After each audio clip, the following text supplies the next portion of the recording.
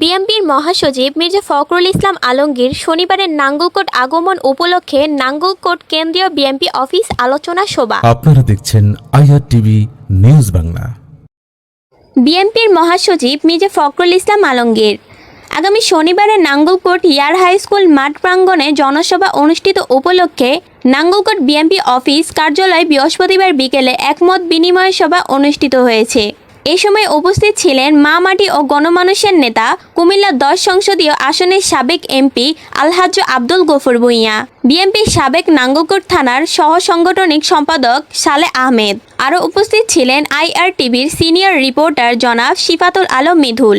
এ সময় আরও উপস্থিত ছিলেন একদল যুবদল বিএনপির অঙ্গ সংগঠনের নেতৃবৃন্দ।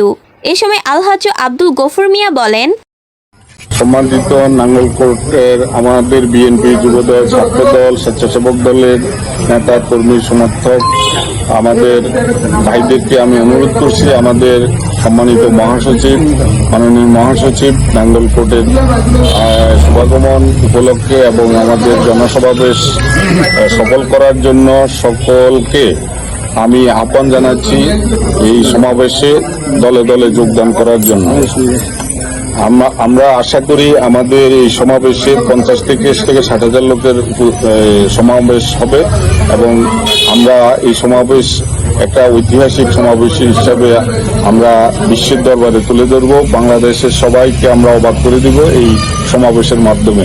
ইনশাআল্লাহ আপনাদেরকে আমি অনুরোধ করছি, আপনারা স্ব এলাকা থেকে কিভাবে আসবেন, একক থেকে আপনারা প্রস্তুতি গ্রহণ করুন। আমিন। Nusrat Jahan Oishi, IR TV news Bangla.